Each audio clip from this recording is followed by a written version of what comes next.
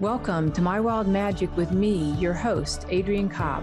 Join me on a journey back home to your truest self in this inspiring, enlightening, and entertaining show. After a near-death experience in a car crash at 15 years old, I made a choice to stay and brought back with me 3 simple truths that I found from the other side. Love is all there is. Our time is over here quicker than we think, and we all have a purpose, a soul blueprint to fulfill. On this show, you will find a higher purpose, a creative expression, and unique soul attributes that you can bring forth into this world.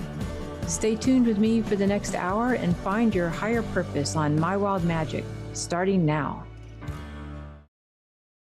Welcome, everyone. Thank you for joining me today. So today we're going to be looking at emotional intelligence and unconditional love, and also some of the ascended masters and beings of light that can help us to kind of go down that path of expanding our own awareness. And then, I think walking among us, we also have some living masters and people who just came in with like a really high caliber scale of energy as well. And one of them is Brene Brown. And, I just got back from the dentist and was getting my teeth cleaned and stuff. And I was sitting there in the chair, and she's scrubbing away, doing whatever she's doing to my teeth. And these songs, she's playing like maybe old 70s or 80s songs. I don't even know, but Rod Stewart came on and he was singing all about Maggie and kicking him in the head and, dragging him away from his family just so she wouldn't be alone. I'm like, that sounds a bit narcissistic. And then what's her face comes on, Carole King comes on, and she's singing all about You're So Vain. And I'm like, wow, it sounds like she had some real hardship with narcissistic behavior too. And really wasn't much named as much at the time, right? People just, didn't really maybe know on a more higher emotional level what that might have been that they were dealing with. But nowadays, you really look at the spectrum, sort of like you have an autism spectrum or you have an indigo spectrum. And there's also kind of a narcissist spectrum. And, that word gets probably thrown around quite a lot. But one of the things that I find comes up really kind of at its very core is people who, the more distant we get from ourselves, the further out we go, the more imbalanced we become in all kinds of ways, whether we're dependent on somebody or whether we want somebody's full on attention, whatever side of the, we want to save people, or people need to be saved, or people want to be in control. Or people feel powerless. But when you get into those kind of conversations, you're on the further end of the spectrum. And the more you do rhythmic breathing, the more you kind of come back to center with yourself, the more you're listening to how you feel, your sense of unconditional love, being in that middle path within yourself, be more in connection, you'll find that you're just naturally more compassionate, heart-centered, you listen better, you see things more clearly for what they are versus whatever the world around you is influencing you to see. So one of the talks we're going to have today then is about that. And I just got back from a trip down to San Francisco. And on the way back, I was listening to Atlas of the Heart, and that's Brene Brown's newest book. And I highly recommend it. And it's a fascinating book because it's not a book that you just necessarily sit down and read. Like, I would highly recommend taking it one chapter, let it integrate, one chapter, let it integrate. But what she does is in Atlas of the Heart, is she's helping to,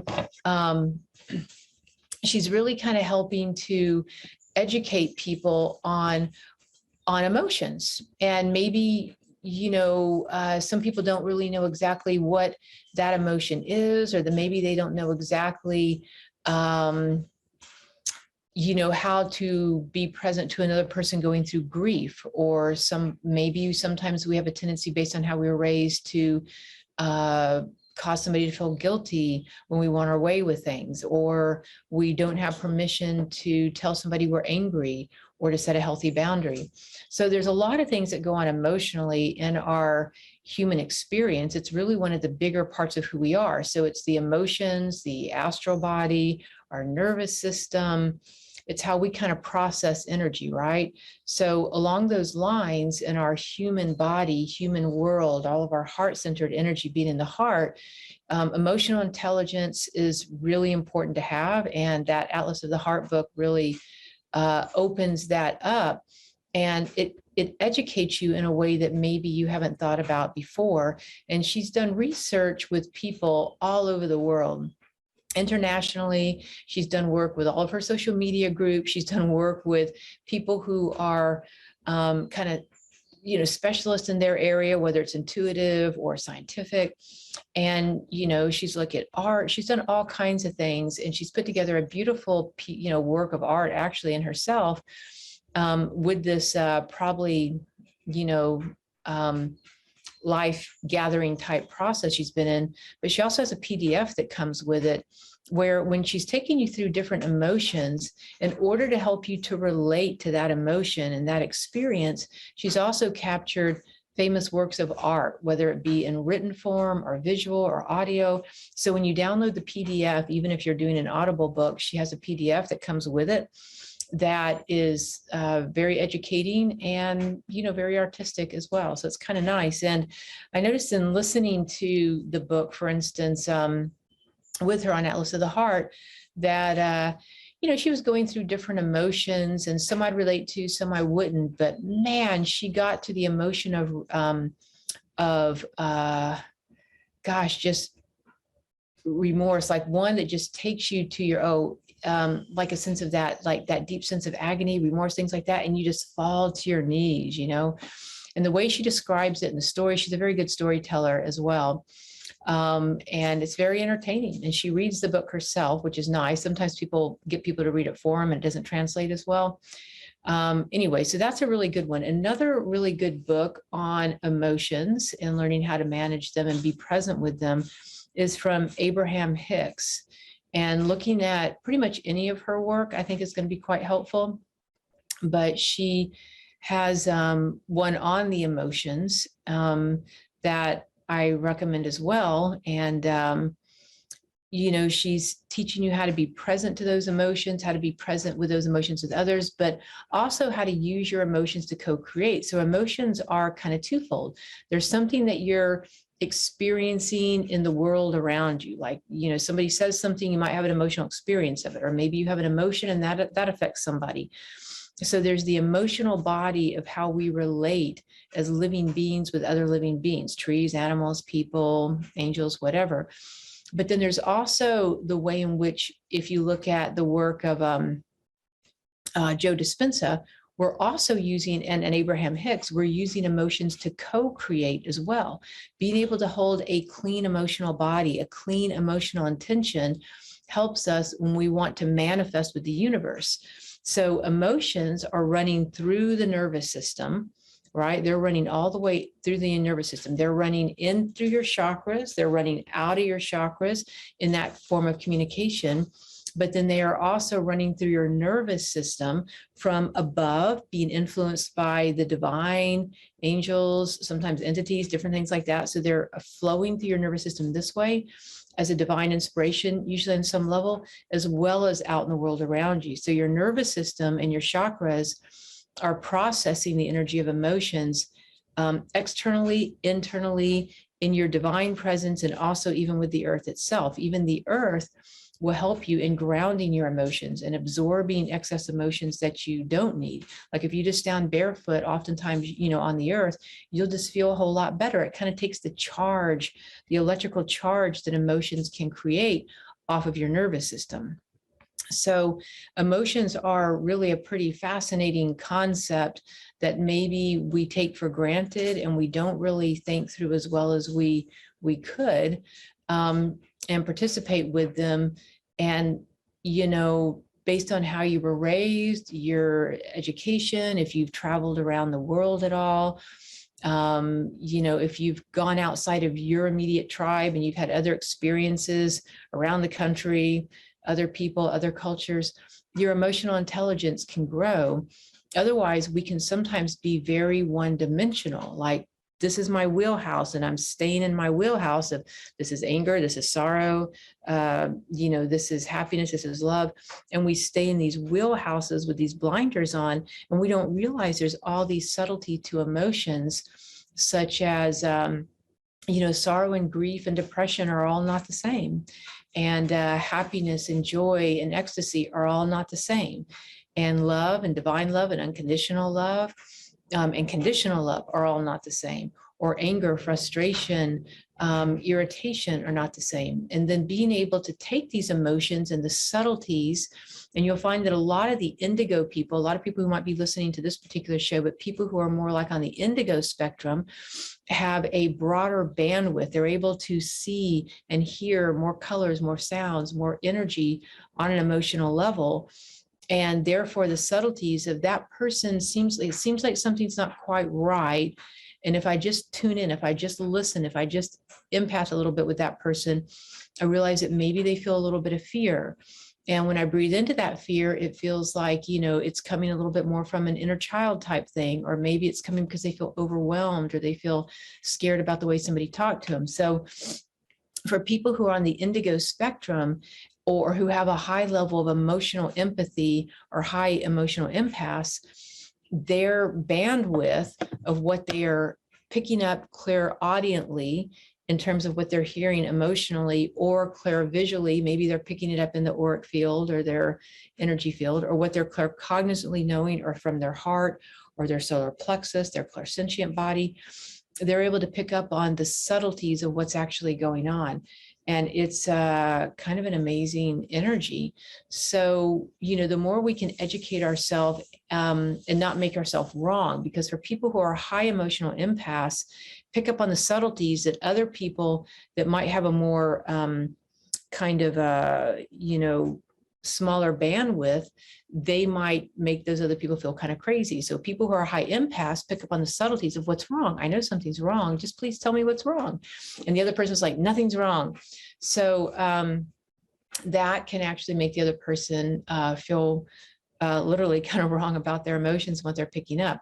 The more you train yourself to realize that it's actually a heightened gift, it's a divine quality, it's a higher soul attribute to be able to pick up on emotions, then that allows you to not only read more accurately, but also to avoid the pain that it causes an empath by having their emotions, their feelings, and that energy be made wrong in the long run. So that's one of the things we're going to be kind of looking at and talking about today. So stay tuned. We will be back in just a moment to go a little deeper into the our emotional bandwidth and how to express that.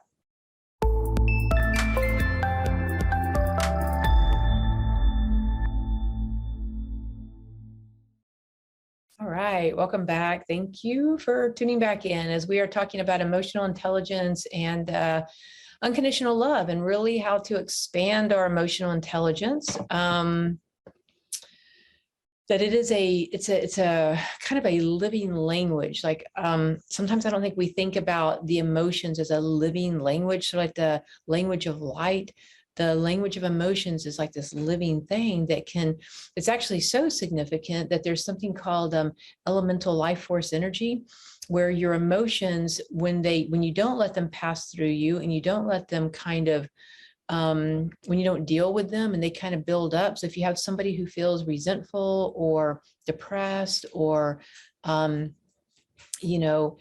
or hurt or victim, pathetic, any of these different emotions that they can build up and just sit in you. And it's almost like on the Charlie Brown character where it's like Pigpen, where it's just like all this like cloud of energy and dirt all around a person. That's kind of what happens to your auric field.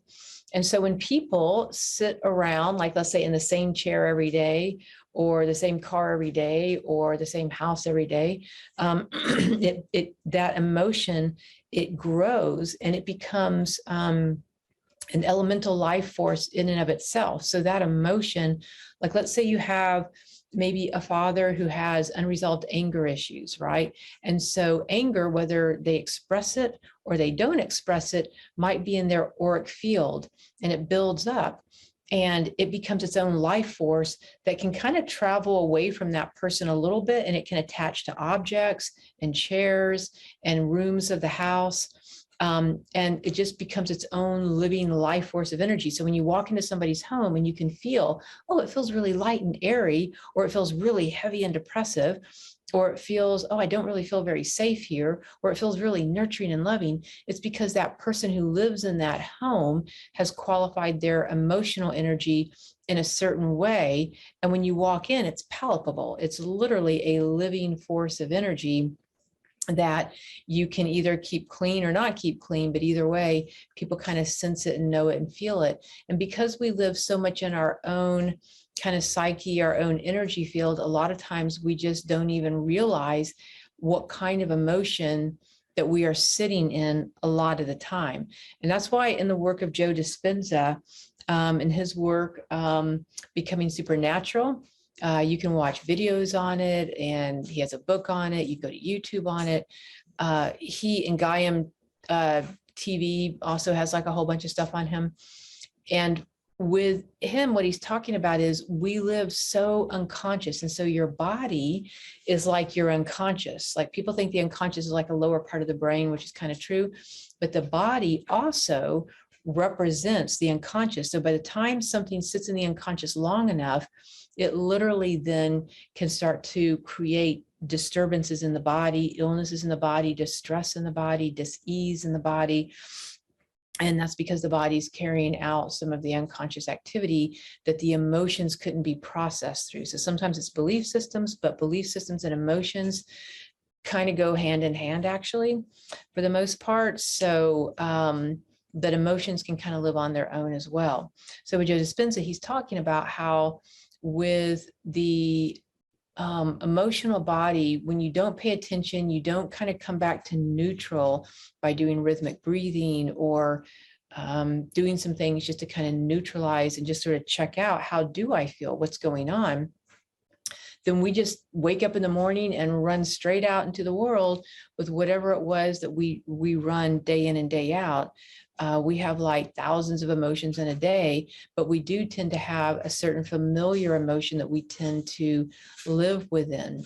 And some people are naturally kind of choosing more happy and higher emotions. Some people just naturally, based on how they were raised or their life experiences, are choosing lower vibrational emotions. And when you get around that person, you will also feel it, not just their home or their car or whatever. Their pets pick up on it, their plants pick up on it. So, you know, that's a big deal. So with him, he talks about, you know, resetting it in the morning when you wake up, as does Christy Marie Cheldon, who does the blessing ball exercise that we do. You can go to my website and check that out, blessing ball meditation, mywildmagic.com. And then you have Brene Brown. She's talking about emotional intelligence. So there's so much out there on it. But when you can wake up in the morning and realize that you can choose your emotion, which is what Joe Dispenza is talking about. He has a bunch of meditations that can help with that. But you wake up and you're like, oh, you know, I'm feeling kind of anxious when I wake up, or, oh, I'm feeling kind of bummed I have to go to work, or depressed about something, or unfulfilled in life, whatever it is, that may be your bottom line. That's where your emotions are kind of here. And it's what's called a set emotion. So you hang out at your set happiness, your set love, your set anger, your set emotion. And then when you want to expand it, you can actually, when you wake up in the morning, start, when you're doing the rhythmic breathing and just expanding, connecting to source energy, running that through your body, you can actually go in and choose how you want to feel that day. And a lot of people think emotions are happening to them versus that you have an opportunity to choose an emotion and go forward with your day, choosing, I'm going to be happy today, choosing, I'm going to be content today, choosing, I'm going to be at peace in this situation. You know, so choosing that I'm going to open my heart and just express love. And that's really cool to be able to do, actually. So knowing that you can do that goes a long way, and you start manifesting your life from this. The higher the emotion, if you look at the David Hawkins scale, powerlessness is one of your lowest emotions on the David Hawkins scale, which is an emotional scale, because every emotion has a vibration, a vibrational resonance. And that's why people who are clairaudient can actually hear emotions. They can hear a feeling tone if somebody's sad. It's hard to kind of put words to it, but that's kind of what happens with clairaudient people. That's probably my primary one of the clairs is clairaudient. And so emotions have a feeling tone to them. and you kind of can almost hear it, sense it, feel it. And then from there, you can start discerning the difference of what kind of sorrow is that, what kind of anger, what kind of fear, or is there an emotion, but there's something underneath it. People who are clairaudient can also hear layers of emotion. So you might start here on the surface, but then there's these layers, right? So again, when you wake up in the morning and you really want to just start having a new experience, I want a new type of health, in my body. I want a new type of relationship or friendships. I want a new type of financial situation. Then you start choosing emotions that match that. Gratitude really is great for abundance. Divine love, I'm just going to be a pillar of divine love today. I'm choosing to be happy. I'm choosing for a higher state of bliss. And you send that message, you breathe into it. You literally start to use the power of your breath to kind of expand the feeling of bliss or the feeling of grace or the feeling of divine love into your energy field. And it will come in like a ray of light, and it begins to imbue the cells of your body. It'll start to shift your thought forms. And when you raise your emotional vibration, it'll start to, your vision starts to shift to where you actually find money on the street, or you find a parking spot right where you want it, or you come across somebody that is very helpful versus harmful, or opportunities come to you, or you get the winning lottery numbers, or you, buy a car that's really great versus one that's not. So there's all these things that happen when you shift your emotional body by choosing a higher emotional vibration that you want to go forth in your day. And that will also start affecting the thought forms to be able to light up and function on a higher, better level. And then your neuroemotional pathways, the way you see things, the rut that you normally kind of see in this spectrum of, this is my emotional state, and this is what I woke up with, and this is what I'm gonna go through the day with. When you start to choose higher vibrational emotions, it expands and then basically just kind of goes away altogether. And you're able to actually start seeing things that you couldn't have seen before. Like I recently have been doing neurofeedback, which I highly recommend to anybody. And it's really great because our brain really responds a lot to our emotions. So due to maybe some stress I was dealing with, or certain things that were happening, maybe even childhood issues, there's a number of different things, brain injuries, things that we experience. They do a mind map when you go into a brain mapping thing, when you go into neurofeedback, and it maps the brain, and it can kind of show you what the brain's doing. And there's these 20 different layers of the brain, and it shows you which ones are turned on and which ones aren't. And so if they're not, they're kind of black. And if they are turned on, then there's a little bit of blue in that bar. And I was amazed at that. Out of the 20 different bars in the bar graph, out of doing three, you do 3 maps usually to get a good scan of the brain. One in my front right lobe was turned on. Then there was 9 others that had slight little blue, little to it, 10 turned off altogether, just not even on. And I'm like, whoa, what's wrong? I thought I had emotional intelligence. I thought I was communicatory. I do intuitive stuff for a living. Why isn't this turned on? She's like, well, you got some stress happening somewhere in your life, and you're suppressing your emotions, is what she said.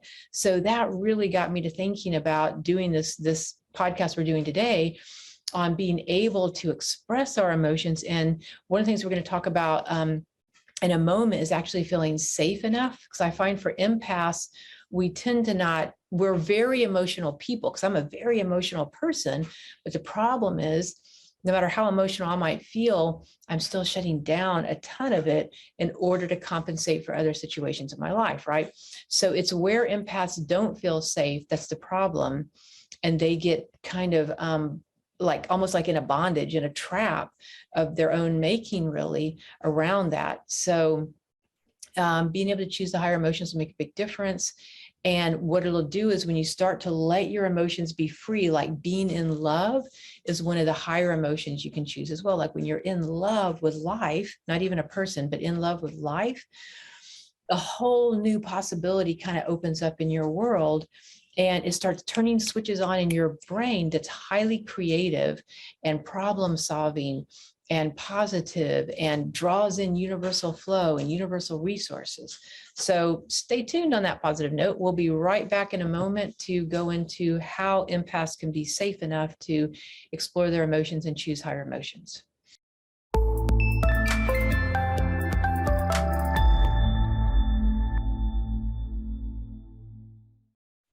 Okay, welcome back. I was just telling my producer how much I like that cute little ditty of a song with all that happy whistling going on, coming in and out of the show today. So it kind of is pretty appropriate. Yeah, so with empaths, one of the first things then when you are, it's kind of a starting point for you, because you don't always have to be in an up happy state, because sometimes that's also a default that empaths and people can have, because they want to people please. And so as long as they're in a happy state all the time, they feel like it's easier on people, and they don't really want to get into their negative emotions or their needs or their boundaries or anything else, right? So the starting place, it's usually on a personal level. I like to do this first thing in the morning when I wake up, and then you can check in throughout the day with yourself, and you wouldn't believe how actually good it feels to do this, where you actually just start using rhythmic breathing. So I'm breathing in, I'm breathing out. And some people like to go in and out through the heart. You can also just breathe in and out through the belly. I'm breathing in and I'm breathing out.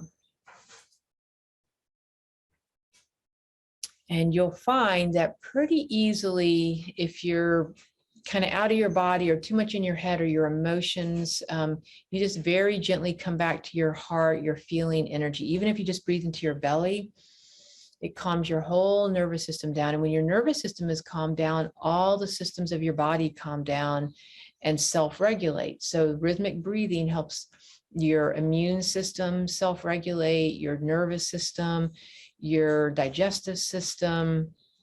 Again, all the systems, you're breathing, all the systems of the body when you're doing deep breathing, coming away from the shallow breathing and going down lower, either in and out of the heart or down into the navel. And sometimes the deeper you go, the better, because it allows you to access any emotions you might be feeling. So you might start with the heart and then go down into the belly, and you're just breathing in, let's say to the count of 5, 5.5, and then out, breathing in, breathing out. And when you drop into your abdomen, it's a good place to explore what's going on below the level of your awareness, just to kind of see. So let's all practice that just for a moment. Let's drop into that navel pelvic floor area, knowing that all parts of you have a right to be heard. And we're just opening with compassion and curiosity and breathing into the belly. Just noticing what emotions might come up for you.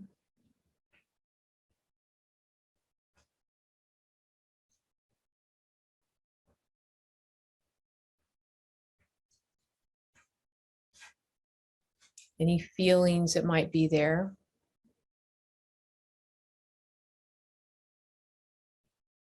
And you're just creating space for it, like a safe space, just to kind of be present, right? So you're just breathing into that, allowing those emotions and or feelings. Sometimes what happens is you'll start with an emotion, which is a little more superficial, and you'll breathe through some of those emotions. There might be 1, 2, 3, 4 levels. And then eventually you'll get to more of a feeling, something that's actually more true for you. And then if you keep breathing into that feeling, you'll find that it'll start to become, as you breathe into it, it's like a ball of energy, and it will start to unravel. And that ball of energy will start to come up into your heart, and you'll start to gain your soul's wisdom from whatever you might be processing or doing emotionally or in your feelings. And you'll find that it's easier to have greater forgiveness for self or others, greater compassion for self or others. It's more of an unconditional state. But until you kind of unravel that deeper ball of emotion, it's going to be there day in and day out. And it's one of those emotions that when you wake up in the morning, you're just kind of on autopilot. That's a lot of times what happens. That's one reason I like to start my day just sort of kind of checking in, because my unconscious, I'm so close to my unconscious coming out of sleep that it's really easy for me to see what kind of feelings are going on there, that maybe I was processing in my dream time or just waking up to the day. And so when you breathe into it, so breath has the power to unravel emotions, to heal emotions, to heal your entire body, actually. So you're using your breath as a healing instrument, and you're breathing down into the belly. You're putting your awareness on, how am I feeling in this moment? And then, like I said, you might have to go through a few layers. Then you'll find something that feels more authentic, more grounded, more real for you. And when it starts to unravel, you'll notice it's almost like a wash of energy comes up into your heart, and you'll literally start to feel the emotion or feeling come up into your heart like a wash of energy. And even if it's sorrow, or if it's anger, or if it's fear, anxiety, or depression, it's okay. What happens when it comes up, you're giving it freedom to express, and it usually clears, I find for myself, in usually about 30, 40 seconds, a minute tops. And if it's a really deep emotion or something that's really going on for me, I might come in and out of it for a little bit, meditate in the morning. But if I just spend time, if I just put attention, because that's all of us maybe really want, is that loving attention. And if your parents didn't know how to do that for themselves or for you, or other people don't, or partners, children, pets, what happens is you're retraining yourself on how to be emotionally responsible for yourself. And that is not something most people are taught to do, is be emotionally responsible for themselves. They're always projecting out, seeking a something or someone to basically help them with it. And there's times and places where that's really appropriate, right? So I'm not meaning to like just be an island all the time, but to at least start the process by knowing what's going on. If you do go to, let's say, a healer or a friend or a loved one or even a complete stranger, and that healing space opens up, you've got a lot more kind of healing energy going in your spectrum of light, right? So you breathe in, it comes up to your heart, and you'll start to notice your heart start to feel more free, more open. And a lot of times people want to be free. I want to be free financially. I want to be free from this job. I want to be free from this relationship. I want to be free from my kids. I want to be free from this responsibility. I want to be free from this credit card payment. I want to be free from the government. I want to be free from this culture. So a lot of times we want to be free from something outside of us, but that something is like a reflective mirror to whatever is going on inside of us. So the true freedom that I've kind of began to notice for myself is when I have emotional freedom inside, where I'm able to actually breathe into emotion, not be afraid of it, breathe into it, access it, give it space, let it come up, know that it's not going to destroy my life if it comes up. You create space with it, and you start to gain your soul's wisdom, whatever your soul is learning from that trauma, that emotional relationship, that financial hardship, that health issue. So you start to unravel the emotion, your soul gains the wisdom of it. And then from there, you don't have to keep processing it. It's like you freed it. It's done. You're free. And there's nothing like internal freedom. Internal freedom is it's just really where it's at. And so then that ball of energy, it's like it's being imbued with this love, this soul's wisdom. Then it naturally goes up to the mental body, and it starts to realign your emotional pathways, your neuroemotional pathways, because when this emotion was down in your belly and it was all stuck and tied up and whatever hadn't been processed yet, we're vibrational resonance. And so the thought form, that's where thought forms and emotions match. The thought form of life sucks, life is hard, I never have enough, I never find the right partner. So that thought form matches this emotion. And this emotion oftentimes starts either in your genetic lineage, it's being passed down, imbued to you in utero, or maybe you've had certain childhood experiences. We learn so much about emotions between the age of 1 to 5, right? And so you've learned a lot even before you were 5 years old that gets caught up in your system. And some of it was even in utero, even before you were born. You were being downloaded with your mom's hormones and your dad's hormones, and then the genetics of grandparents and belief systems and emotions that have been passed down to you through your parents coming together and whatever's being imbued into you. So when you take the time, for one, if something is not yours and you're processing it, it frees up really easily, and you realize, oh, that's not even mine. That whole thought form I've been living in, not even mine. If it is something that your soul is actually karmically learning from, and you breathe into it, it's like opening a book and you get to read all the wisdom about it. If you let it come up into your heart, it's like you just literally learn everything about it in your intuitive brain, your intuitive mind. And you're like, oh, I know that now. But if you keep it locked up for whatever reason, then you don't get to learn the information. So again, breathe it up. The whole book of wisdom opens up on a soul level. You get to understand things from your heart's wisdom, which is really the big part of our humanness that's actually having this experience. It's like that heart's wisdom, that soul wisdom. That's really the big part of us being here. And that requires us experiencing emotions, but not just experiencing them, knowing how to interact with them, knowing how to breathe into them, knowing how to feel safe with them. And then when you go up into your mental body, you don't really even have to think about it that much. It's just all of a sudden, when your emotion shifts, your thought form shifts. Like all of a sudden, that person you hated 5 minutes ago, now you have compassion for them. And you're like, oh my God, I can totally see why they were upset or why they did this or why they didn't do this. Or I totally have compassion with my action and why I, followed that path instead of this path, or why I've been, not being self-loving or being judgmental of other people. So all of a sudden your mind starts to shift and you begin to start seeing things from a new perspective that's going to be seen from this new soul wisdom that you've gained. So it's just like if you have an experience of something, you have a new gained understanding of it. But with emotions, if you never let yourself process the experience of the emotion, you just get sort of stuck in life, and same people, same thing that you do every single day. And it's the safety that's a big deal. And in order to create that safety, it's you just spending time breathing, using rhythmic breath, asking, how do I feel in this moment?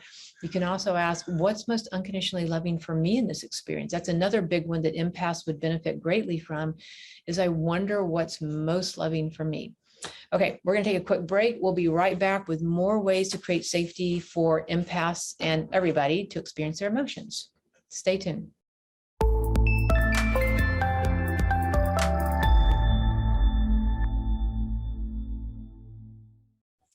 Okay, we're back. Thank you so much for staying tuned. Okay, so with the emotional intelligence aspect of it, with your emotions, when you breathe in and just take time with them and you give them space, they're not as scary, they're not as traumatic, they're not as bad as sometimes I think we think emotions are. There's no need to have to judge them. Actually, they're like water. They move so quickly. They're like children. They move through emotions very quickly.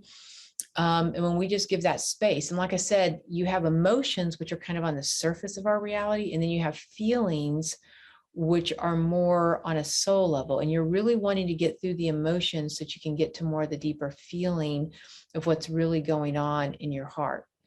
And sometimes that can be very different than what you think it is. The feeling in and of itself can be very different than the emotions. Emotions tend to be more reactive, and the feelings tend to be more truthful, a little bit more honest about what's going on for you.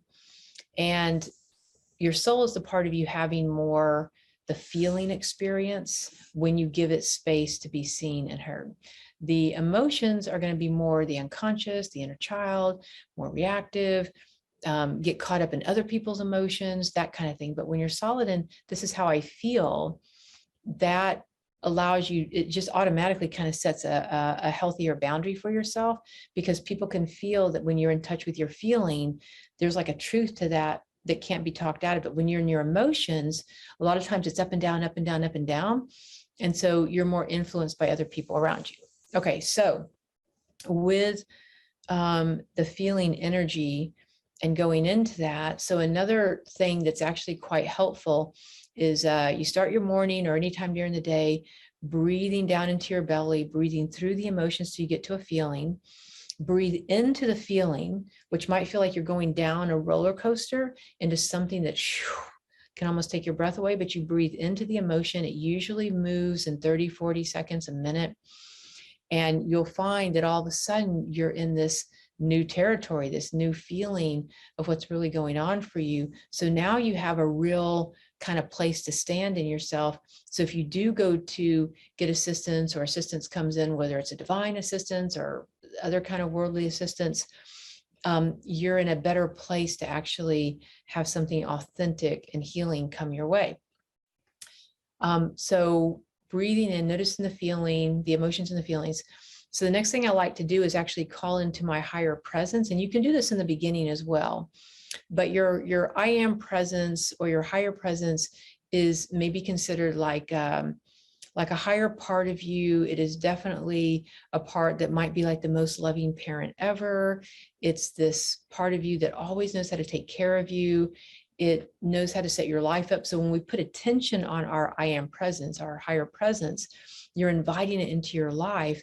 But what I've noticed is just being held by my presence, like physically, like held, like a hug, it makes a big difference to the oxytocin in your body, raising your emotional energies to feel happier. Like that's an easy way to feel happier, to feel safer. So again, a big thing with people who are either resistant of their emotions or highly emotional is having the safety to navigate the emotional body, the emotional realm.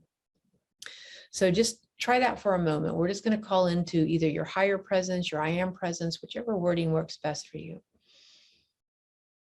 Coming into your energy field, you might greet it kind of in a room in the middle of your head, like this higher presence just coming in there, greeting you. And you can drop it down into your heart.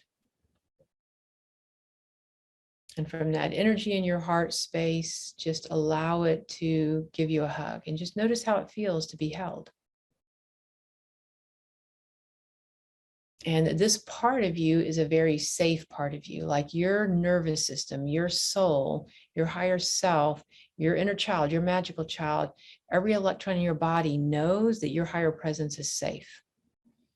Sometimes when we've had really negative experiences with parents or authority figures, we might question it a little bit, or it might be kind of something really new for us to be held by this higher being of light. But I do promise you that that innate intelligence inside of you, inside of your human body, knows that it's a loving presence. And so just practice with that. And you'll notice your whole nervous system calm down. You might notice your heart open. And so what I like to do with my I am presence is just go into a hug. Like I just imagine being held by it, that I'm just hugging it and it's hugging me. And I kind of lean in left shoulder, so that the heart of your I am presence and your heart are kind of more overlapping, because your heart's more on the left side of your body. And I'm just breathing in and breathing out. And you're just using a one heart breath. I'm breathing in,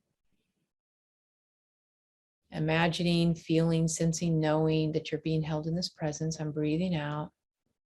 I'm breathing in. I'm breathing out.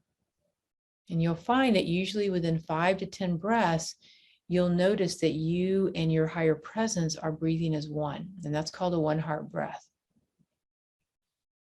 And it's bringing you into coherence in all of the systems of your body, but it's also bringing you into coherence between you and this higher part of you that you're inviting into your life to govern, to take control of, to manage your life, so that you actually feel like there's a higher power there helping you out.